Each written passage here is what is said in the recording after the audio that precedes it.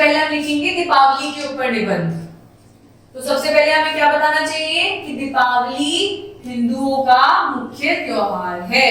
बिल्कुल, जब दिवाली आती है तो आप लोग कितने सारे पटाखे लाते हैं, मिठाइयाँ खाते हैं, नए नए कपड़े बनवाते हैं। तो हम लिख सकते हैं कि दीपावली हिंदुओं का मुख्य त्योहार है। अब हम बताएंगे कि कब आता है। यह कार्तिक माह की अमावस्या को मनाया जाता है। लोग इसे रोशनी के त्योहार के रूप में मनाते हैं। इस दिन अब हम बताएंगे कि इस दिन क्या हुआ था जो हम दीपावली को मनाते हैं। इस दिन भगवान श्री राम लंका के राजा रावण को मारकर अयोध्या लौटे थे। श्री राम के अयोध्या आगमन की खुशी में लोगों ने असंख्य दीप जलाकर उनका स्वागत किया था। जब भगवान राम रावण को मारकर अयोध्या वापस लौटे थे तो तब क्या हुआ था, बहुत सारे लोगों ने खुशियां मनाई थी और सब जगह दीपकों को जलाया था। अब हम बताएंगे कि इस दिन घरों में क्या होता है। इस दिन लोग घरों और बाजारों को रोशनी से खूब सजाते हैं। लोग घरों की साफ सफाई कर स्वच्छ नए वस्त्र पहनकर लक्ष्मी गणेश जी की पूजा करते हैं। बच्चे रात्रि में फूलझड़ियां व पटाखे आदि जलाते हैं।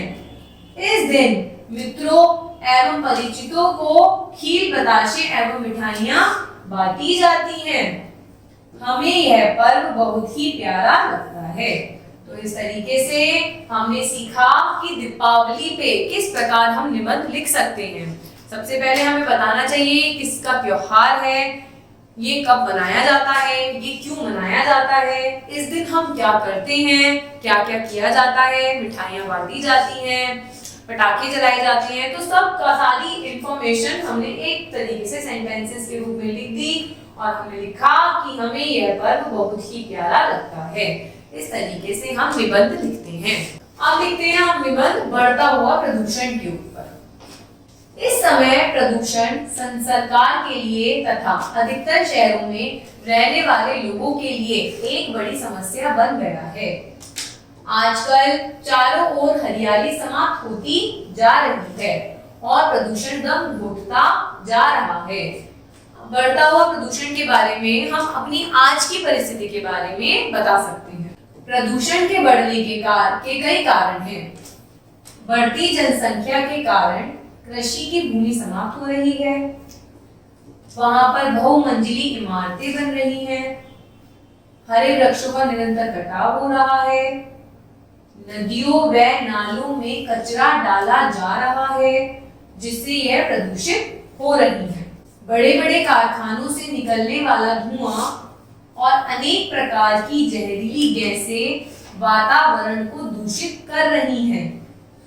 सड़कों पर दौड़ने वाली बसों, कारों, ट्रकों, स्कूटरों आदि से निकलने वाले धुएं ने वातावरण को बिल्कुल ही धुंधला कर दिया है। हमने लिखा है आजकल की प्रॉब्लम के बारे में कि आजकल किन किन कारणों से प्रदूषण बढ़ता जा रहा है। इस धुएं से श्वास और फेफड़ों के रोगों की संख्या बढ़ रही है।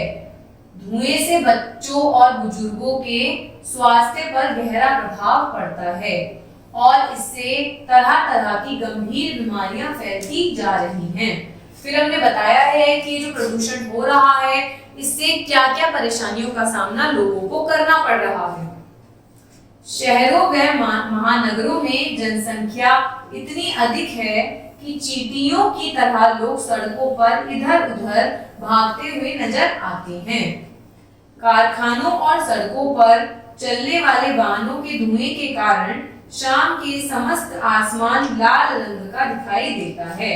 अब हमने अपने वातावरण की स्थिति के बारे में बताया कि जो धूल मिट्टी और वाहनों के कारण ये जो गंदगी हो रही है उससे हमारा वातावरण कैसा दिखना शुरू हो गया है और वातावरण दूषित होने के कारण बीमारियां लगातार बढ़ती जा रही हैं। नदियों और नहरों का पानी जो हमारे लिए बहुत उपयोगी है उसमें भी कारखानों का रसायन युक्त गंदा पानी तथा लोगों का मल मूत्र बहाया जा रहा है। हमने बढ़ते हुए प्रदूषण में अपनी आज की सारी परेशानियों के बारे में बताना है कि किस तरीके से पानी गंदा हो रहा है वायु गंदी हो रही है, क्या क्या कारण है उसके, और उन कारणों से बीमारियां कितनी बढ़ रही हैं। मरे हुए जानवरों को लोग नदियों के किनारे फेंक देते हैं और उससे भी पानी और वायु दोनों ही प्रदूषित हो जाते हैं। लोग खुली जगहों पर कूड़ा करकट डाल देते हैं, सड़कों पर भी कूड़ा कचरा डाल देते हैं, जो कि वातावरण को दूषित करता है। इस तरीके से हमें निबंध लिखना है कि हमें वातावरण के बारे में बताना है कि किस तरीके से वाहन ज्यादा चल रहे हैं तो वायु प्रदूषण हो रहा है, नदियों नालों में गंदा पानी डाला जा रहा है तो वायु प्रदूषण तो जल प्रदूषण हो रहा है, किस तरीके से लोग किस तरीके से प्रदूषण को बढ़ा रहे हैं, उनसे क्या क्या परेशानियां हो रही हैं, ये सब हम निबंध में एक एक लाइन करके लिख सकते हैं, जिससे हमारा एक किसी भी टॉपिक के लिए निबंध तैयार होकर आ सकता है। Thank you.